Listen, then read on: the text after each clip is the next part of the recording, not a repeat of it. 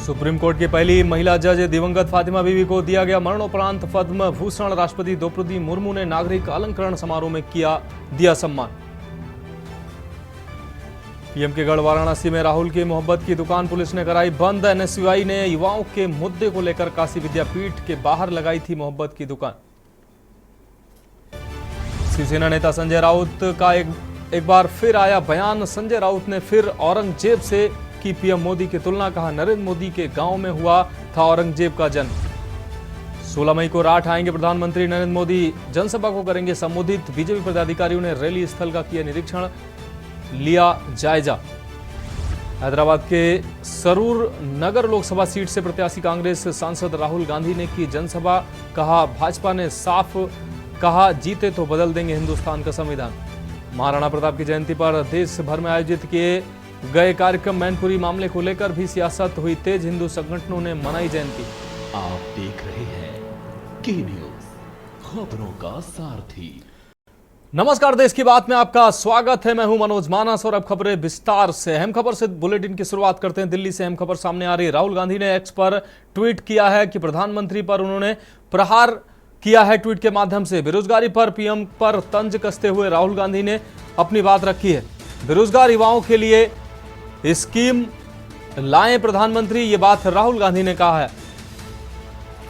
राहुल गांधी ने एक्स पर पोस्ट के माध्यम से अपनी बात रखी। उन्होंने प्रधानमंत्री पर प्रहार किया है। उन्होंने कहा है कि युवाओं के लिए रोजगार लाएं पीएम। तो बेरोजगारी पर पीएम पर तंज कसा है। बेरोजगार युवाओं के लिए स्कीम लाएं, राहुल गांधी ने ये अपनी बात कही है।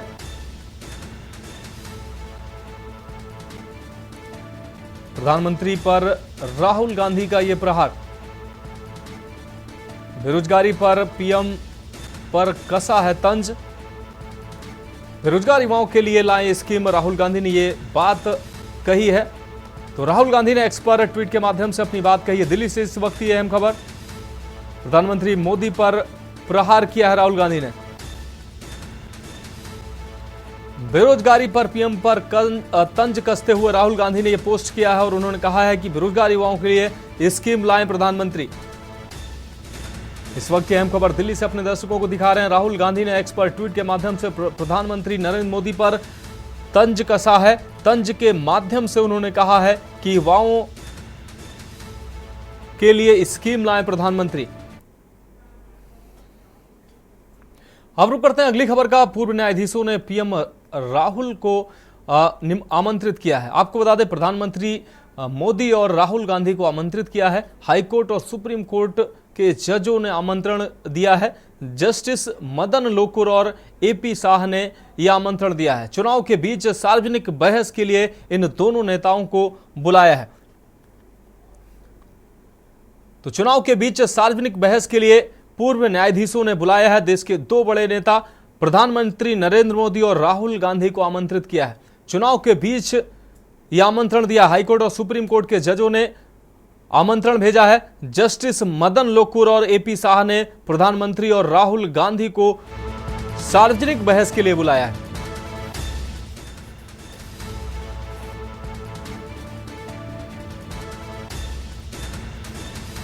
तो हाईकोर्ट और सुप्रीम कोर्ट के जजों ने लेटर के माध्यम से अपनी बात रखी है। आप देख सकते हैं, प्रधानमंत्री नरेंद्र मोदी और राहुल गांधी को चुनाव के बीच में खुली बहस के लिए आमंत्रित किया है।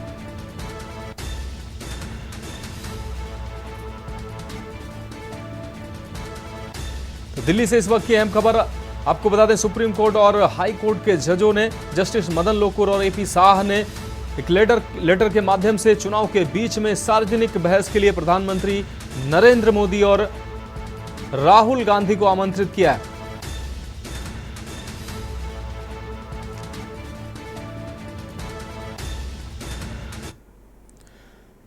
अगली खबर उत्तर प्रदेश के रायबरेली से है, जहां प्रियंका गांधी ने मंदिर में दर्शन किए हैं। आपको बता दें, झारखंडेश्वर मंदिर अमावा में दर्शन पूजन किए हैं।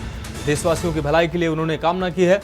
राहुल गांधी के पक्ष में मतदान करने की भी लोगों से अपील की है। तो रायबरेली से अहम खबर अपने दर्शकों को दिखा रहे हैं। राहुल गांधी के पक्ष में मतदान करने की लोगों से अपील प्रियंका गांधी ने की है। तो प्रियंका गांधी ने मंदिर में, रायबरेली के एक मंदिर में दर्शन किए हैं। झारखंडेश्वर मंदिर अमावा में दर्शन पूजन किए हैं प्रियंका गांधी ने। देशवासियों के लिए भलाई की कामना भी की है। राहुल गांधी के पक्ष में लोगों से मतदान की भी अपील प्रियंका गांधी के द्वारा की गई है। यह अहम खबर रायबरेली से अपने दर्शकों को दिखा रहे हैं।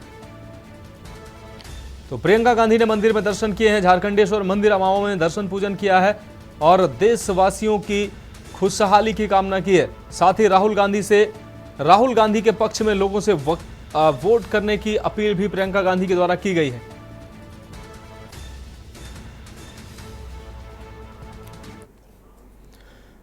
अगली अहम खबर अमरोहा से है, जहां 24 घंटे में 2 बच्चों की मौत का मामला सामने आया है। आपको बता दें 7 मई को हुई थी एक बच्चे की मौत, जबकि परिजनों ने बच्चे को बिना कार्रवाई दफनाया।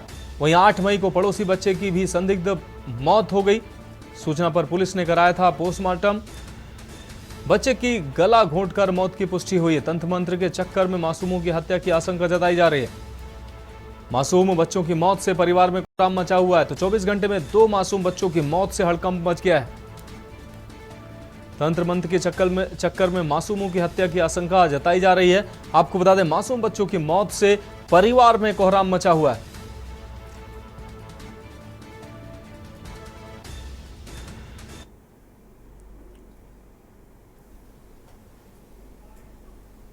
कल दिनांक 8 मई को थाना अमरोहा देहात के कैथवाली पिंकी मोहल्ले में किशोर का शव उसके परिजनों को उसके घर पर मिला। परिजनों द्वारा पुलिस को सूचित किया गया। पुलिस तत्काल मौके पर पहुंची और शव को पोस्टमार्टम के लिए भिजवाया। पोस्टमार्टम रिपोर्ट के आधार पर सुसंगत धाराओं में अभियोग पंजीकृत कर साक्ष्य संकलन करते हुए शीघ्र ही घटना का अनावरण किया जाए। अब बात करेंगे अगली खबर की। आगरा से अगली अहम खबर, दरगाह में मंदिर को लेकर वाद दायर हुआ है। फतेहपुर सीकरी की दरगाह के अंदर मंदिर होने का दावा किया गया है। इसको लेकर आगरा न्यायालय में वाद दायर किया गया है। अधिवक्ता अजय प्रताप सिंह ने यह वाद दायर किया है। तो एक और मंदिर में ये वाद दायर किया गया है। अधिवक्ता अजय प्रताप सिंह ने यह वाद दायर किया है। दरगाह में मंदिर होने की बात कही गई है। फतेहपुर सीकरी की दरगाह के अंदर मंदिर होने का दावा किया गया है। तो इसको लेकर आगरा न्यायालय में वाद भी दायर किया गया है। यह अहम खबर आपको दिखा रहे हैं। अधिवक्ता अजय प्रताप सिंह के द्वारा यह वाद दायर किया गया है। दरगाह में मंदिर को लेकर वाद दायर हुआ है। आगरा से इस वक्त की अहम खबर, फतेहपुर सीकरी की दरगाह के अंदर मंदिर होने का दावा किया गया है। इसको लेकर आगरा न्यायालय में वाद भी दायर किया गया है। अधिवक्ता अजय प्रताप सिंह के द्वारा यह वाद दायर किया गया है।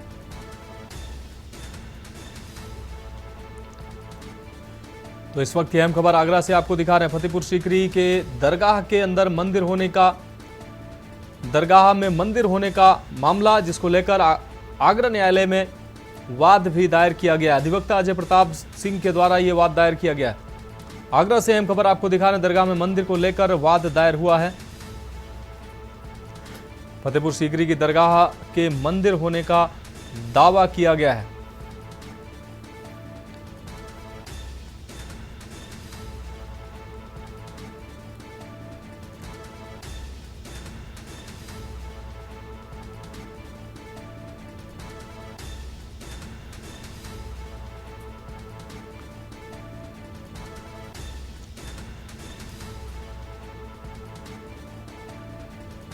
और इस खबर पर ज्यादा जानकारी के लिए हमारे संवाददाता अजेंद्र चौहान हमारे साथ जुड़ गए हैं। अजेंद्र, दरगाह में मंदिर होने का दावा किया गया है और इसको लेकर वाद भी दायर किया गया है, क्या है पूरा मामला? देखिए, ये पूरा मामला आगरा के मोनूमेंट फतेहपुर सीकरी की सलीम चिश्ती की दरगाह का मामला है, जहां इस दरगाह को जगह माता कामाख्या देवी का मंदिर बताया गया है। इसको लेकर आगरा के न्यायालय में वाद दायर हुआ है। एडवोकेट अजय प्रताप सिंह ने ये बात दायर किया है और उसमें जो सूट दाखिल किया है उसमें माता कामाख्या आस्थान, आर्य संस्कृति, संस्कृत, योगेश्वर पीठ, इस तरह के तमाम जो मामले हैं वो बताए गए हैं। शक्ति पीठ विकास और अधिवक्ता अजय प्रताप इसमें वादी बने। कुल मिलाकर इन सारे ट्रस्ट का ये जो एडवोकेट है ये इसमें संरक्षक हैं और उत्तर प्रदेश सुन्नी सेंट्रल वक्फ बोर्ड प्रबंधक कमेटी दरगाह सलीम चिश्ती प्रबंधक कमेटी जामा मस्जिद को इसमें अपोजिट पार्टी बनाया गया है, प्रतिवादी बनाया गया है। कहा गया है कि हजरत दरगाह पर क्षत्रियों का राज हुआ करता था, इस वजह से दरगाह माता कामाख्या देवी का मूल गर्भगृह बताया गया है। मामला न्यायालय लघुवाद में पेश किया गया है, जहां संज्ञान लेते हुए इश्यू नोटिस आदेश जारी कर दिया गया है।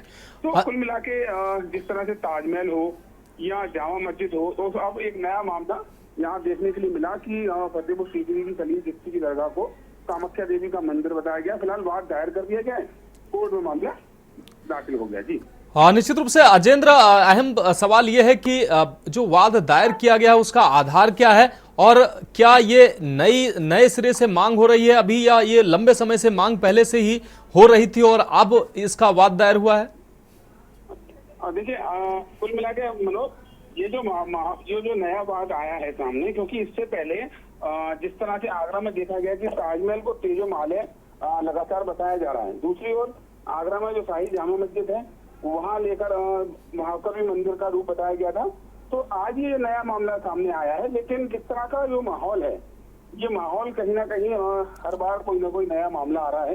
क्या फैसला आता है ये न्यायालय पर निर्भर रहता है, लेकिन अभी जो मामला आ चुका है तो उसको लेकर कहीं ना कहीं सरगर्मियां तेज हो चुकी हैं। निश्चित रूप से अजेंद्र, तमाम जानकारी के लिए आपका बहुत बहुत शुक्रिया। तो आपको बता दें, आगरा से यह अहम खबर अपने दर्शकों को दिखा रहे हैं। दरगाह में मंदिर को लेकर वाद दायर हुआ है। आपको बता दें, फतेहपुर सीकरी की दरगाह के मंदिर होने का दावा किया गया है, मां कामाख्या का मंदिर होने का दावा किया गया है। इसको लेकर आगरा न्यायालय में वाद भी दायर किया गया है। अधिवक्ता अजय प्रताप सिंह के द्वारा यह वाद दायर किया गया। यह अहम खबर आगरा से अपने दर्शकों को दिखा रहे हैं।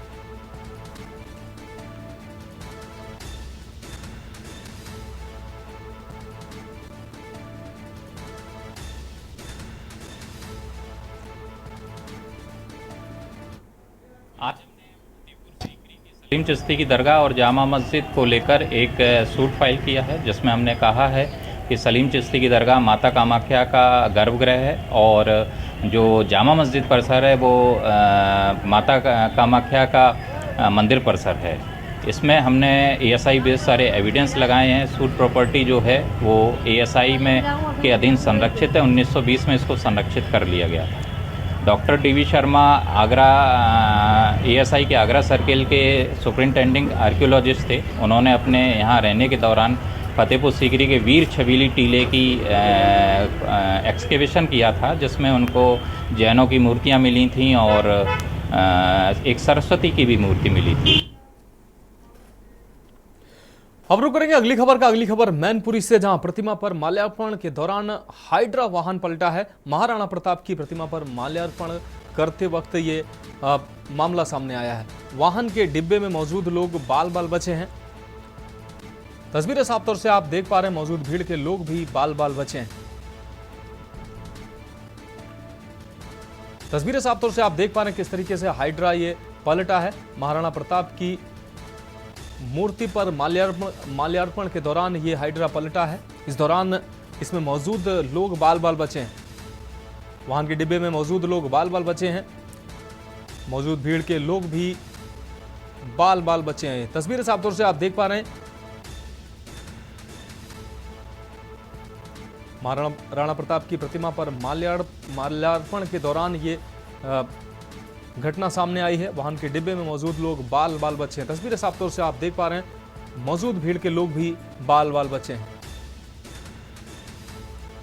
तो महाराणा प्रताप की प्रतिमा पर माल्यार्पण के दौरान यह घटना घटित हुई। आपको बता दें, आज महाराणा प्रताप की जयंती के उपलक्ष्य में देश भर में जहां अलग अलग जगहों पर महाराणा प्रताप की जयंती मनाई गई, वहीं यह घटना सामने आई है। महाराणा प्रताप की जयंती के उपलक्ष्य में प्रतिमा पर माल्यार्पण के दौरान ये मैनपुरी की तस्वीरें आप देख पा रहे हैं। कुछ दिन पहले ही मैनपुरी में महाराणा प्रताप की प्रतिमा पर सपा कार्यकर्ताओं के द्वारा झंडा फहराने की कोशिश की गई थी, जिसके बाद बड़ा विवाद सामने आया था। और आज महाराणा प्रताप की जयंती के उपलक्ष्य में महाराणा प्रताप की प्रतिमा पर माल्यार्पण के दौरान ये घटना सामने आई है। हाइड्रा पलटने से लोग बाल बाल बचे हैं।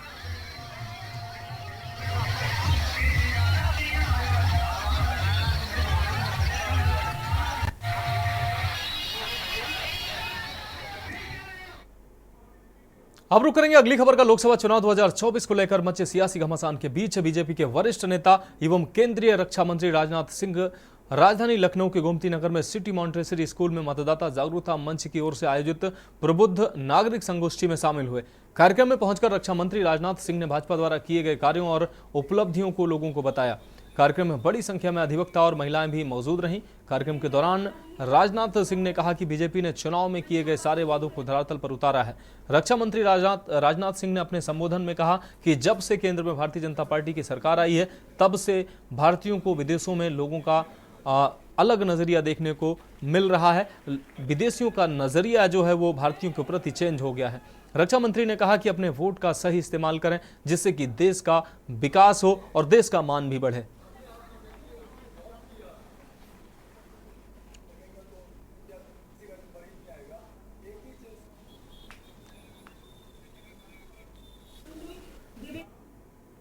अब रुक करेंगे अगली खबर का। एक दिवसीय दौरे पर अमेठी जनपद के संग्रामपुर ब्लॉक क्षेत्र अंतर्गत अमरपुर बाजार पहुंचे उत्तर प्रदेश सरकार के कैबिनेट मंत्री स्वतंत्र देव सिंह पटेल ने केंद्रीय मंत्री व भाजपा प्रत्याशी स्मृति ईरानी के समर्थन में जनसभा को संबोधित किया।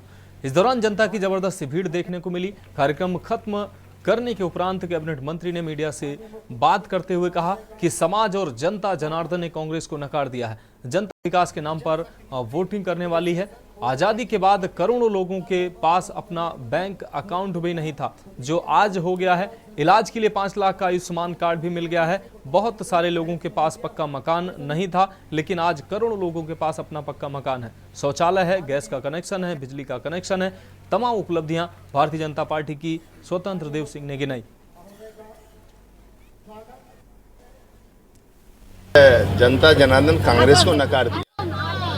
जनता जनार्दन विकास के नाम पर वोटिंग करने वाले। आज़ादी के बाद ऐसे करोड़ों लोगों के पास न अपना बैंक का अकाउंट था, आज करोड़ों लोगों का अपना बैंक अकाउंट। इलाज करने के लिए आयुष्मान का कार्ड 5 लाख का। पहले पक्का मकान नहीं था, आज करोड़ों लोगों का पक्का मकान है, शौचालय है, गैस का कनेक्शन है, बिजली का कनेक्शन है, अच्छी रोडें, अच्छी सड़कें, वंदे मातरम, रेलवे स्टेशन उच्चीकृत है। इन देश के अंदर, राज्य के अंदर आज कानून का राज है। आज देश सुरक्षित है। पहले बम फटते थे, आज बम नहीं फटते। आज गरीब भी खुशहाल है। लोग जो समस्या थी, जो आज़ादी के से लेकर आज जो समस्या थी, चाहे धारा 370 हो, चाहे प्रभु श्री राम मंदिर का प्राण प्रतिष्ठा हो, वह सभी बिना घटनाएं के सब सुरक्षित रूप से संपन्न हो चुकी।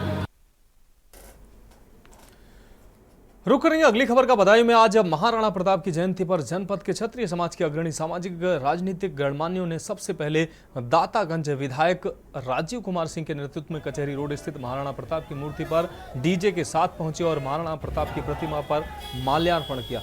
महाराणा प्रताप की प्रतिमा पर माल्यार्पण सर्व समाज की ओर से किया गया। प्रतिमा पर माल्यार्पण के दौरान क्षत्रिय समाज काफी उत्साहित दिखाई दे रहा था। माल्यार्पण के बाद स्काउट गाइड भवन में क्षत्रिय समाज की ओर से सम्मान समारोह आयोजित हुआ। इस अवसर पर सांस्कृतिक कार्यक्रम के साथ पहुंचे व्यक्तियों को भोजन की व्यवस्था भी की गई थी।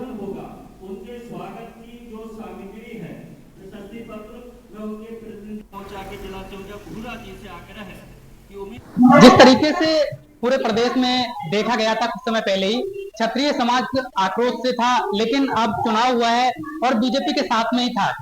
बीजेपी का साथ दिया है, क्षत्रिय समाज के लोग एकत्रित हुए थे। सर, यहाँ पर प्रोग्राम हुआ है क्षत्रिय समाज की। देखिए, महाराणा प्रताप जी सर्व समाज के और देश के राष्ट्र के नायक हैं। उन्होंने देश में रहने वाले प्रत्येक समाज के हित के लिए अपना जीवन बलिदान करने का काम किया। देश की आजादी की, देश की स्वतंत्रता की लड़ाई लड़ने का काम किया। इसलिए उनको कहीं जाति धर्म में नहीं बांधना जा सकता है। और इस देश के निर्विवाद महानायक हैं, वो राष्ट्र के नायक हैं। और उनकी जयंती आज जिस धूमधाम से, उत्साह से लोगों ने मनाई और जिसमें सभी धर्म और जाति के लोगों ने सहभागिता की है, मैं समझता हूँ हजारों की संख्या में आज कचहरी पर लोग ढोल, गाजे, बाजे, नगाड़े, डीजे गाड़ियों में लगा कर आए। ये दर्शाता है कि महाराणा प्रताप जी की लोकप्रियता सभी समाजों में, सभी लोग उनका सम्मान करते हैं। साथ दातागंज विधायक राजीव कुमार सिंह कहीं ना कहीं क्षत्रिय समाज से ये अच्छे व्यक्ति और क्षत्रिय समाज पर दिलों पर राज करने वाले थे। और उन्होंने अभी बताया कि जिस तरीके से क्षत्रिय समाज पूरे प्रदेश में उनके साथ था और बीजेपी को ही उन्होंने मतदान किया है। रितेश चौहान के न्यूज़ ने बताई। खबरों करेंगे अगली खबर का। जिलाधिकारी डॉक्टर वीके सिंह के द्वारा राजनीतिक दलों के प्रतिनिधियों प्रत्याशियों के साथ कलेक्ट्रेट परिसर फतेहगढ़ में बैठक आयोजित की गई। बैठक में जिलाधिकारी द्वारा अवगत कराया गया कि सभी प्रत्याशी 11 तारीख को शाम 6 बजे तक ही प्रचार कर सकते हैं। 48 घंटे पहले सभी बाहरी व्यक्तियों को जिला छोड़ना होगा। चुनाव के दिन चलने वाले वाहनों की अलग से परमिशन होगी। एक वाहन प्रत्याशी, एक प्रत्याशी के निर्वाचन अभिकर्ता और प्रत्येक विधानसभा में एक वाहन अनुमान होगा जिसकी परमिशन होगी। एक गाड़ी में ड्राइवर सहित कुल 5 व्यक्ति ही चल सकेंगे। सभी प्रत्याशी अपने बस्ते पोलिंग स्टेशन से 200 मीटर दूर लगाएंगे। हर पोलिंग बूथ पर व्हील चेयर उपलब्ध कराई जाएगी। बैठक के दौरान जिलाधिकारी के साथ अपर जिलाधिकारी वित्त एवं राजस्व सुभाष चंद्र प्रजापति, अपर जिलाधिकारी न्यायिक नगर मजिस्ट्रेट संजय वंसल व संबंधित अधिकारी मौजूद रहे।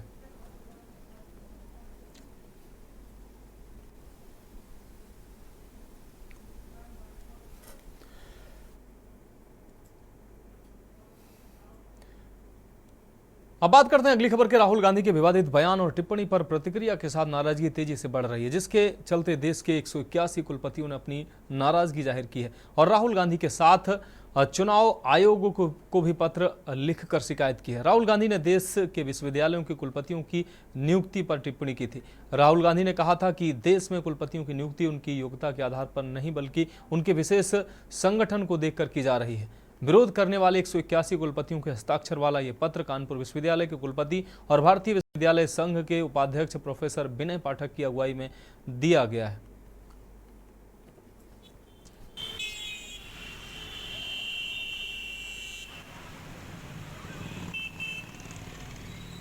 एक अपने स्पीच में बोला कि जो वाइस चांसलर्स के अपॉइंटमेंट है वो अपॉइंटमेंट बिना मेरिट के हो रहे हैं और एक संगठन के कहने से हो रहे हैं।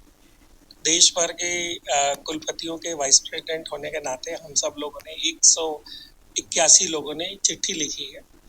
उसमें हम लोगों ने सबसे पहले तो ये लिखा है कि जितने भी विश्वविद्यालय हैं उसमें 80% से ज़्यादा तो प्राइवेट विश्वविद्यालय, तो वहाँ तो संगठन की बात नहीं है। और बाकी जितने भी विश्वविद्यालय हैं वहाँ के जो वीसीज हैं वो एक मेरिट और एक एक्ट के तहत उनकी नियुक्तियाँ होंगी। और हम लोगों ने निवेदन किया है कि आप सभी की क्वालिफिकेशंस देखिए, सभी के पास हाईएस्ट क्वालिफिकेशंस हैं, सारी चीज़ों को वो पूरी करते हैं और तभी विश्वविद्यालयों के वीसी बने हैं। अब बढ़ेंगे अगली खबर की ओर। राजधानी लखनऊ में एक पत्नी ने अपने अवैध संबंधों के चलते पति की हत्या करवा दी। अपने 2 प्रेमियों के साथ मिलकर हत्या कर दी। सोची समझी साजिश के तहत पहले पति को खाने में नशीली नींद की दवाइयां दी और पति के बेसुध हो जाने पर 2 प्रेमियों ने उसकी हत्या कर दी। पुलिस ने पत्नी सहित उसके 2 प्रेमियों को गिरफ्तार कर लिया है। घटना मलिहाबाद के कुशभरी गांव का बताया जा रहा है, जहां 35 वर्षीय प्रदीप रैदास की हत्या पत्नी रेखा ने गांव के ही सोनू पाल और राजू रैदास के साथ मिलकर कर दी।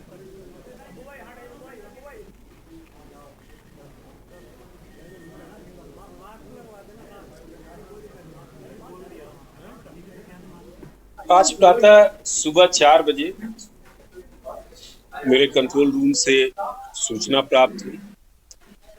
थाना मलिहाबाद के कुशभरी गांव में एक 35 वर्षीय युवक प्रदीप रैदास की किसी ने उसके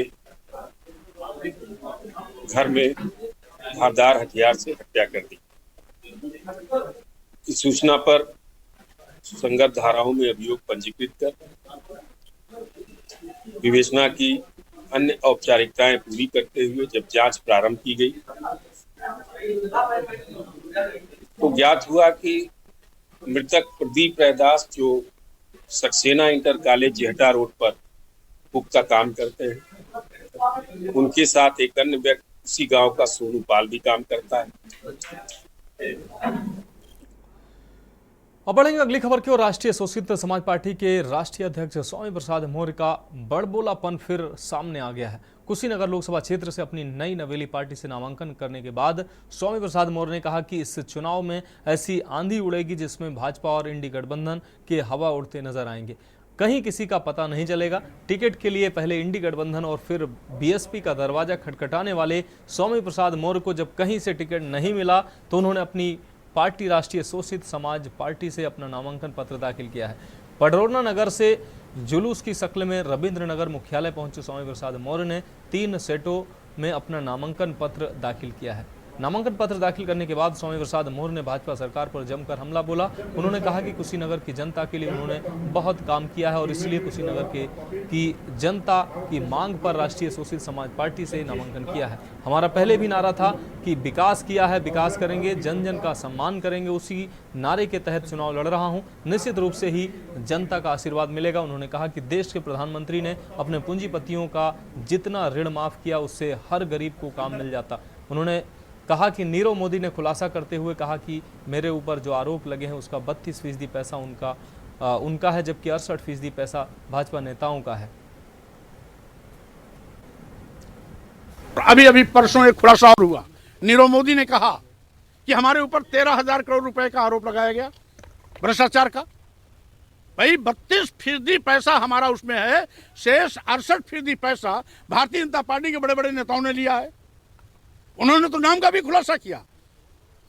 जो इलेक्टोरल बॉन्ड के माध्यम से 6,000 करोड़ रुपया की लूट मोदी जी की सरकार ने किया है वो अलग है। और सबसे बड़ी चीज कि 6,000 करोड़ रुपया के भ्रष्टाचार का खुलासा होने के बाद भी ये बड़े हनक के साथ कहते हैं मैं ईमानदार हूं। जब 6,000 करोड़ रुपए का घोटाला करने वाला, 6,000 करोड़ रुपए का भ्रष्टाचार करने वाला व्यक्ति ईमानदार है तो भ्रष्टाचारी कौन है? इसका जवाब अब 2024 लोकसभा में चुनाव में देश और तो देश की बात में वक्त एक ब्रेक का है। ब्रेक के बाद हाजिर होंगे कुछ अन्य खबरों के साथ।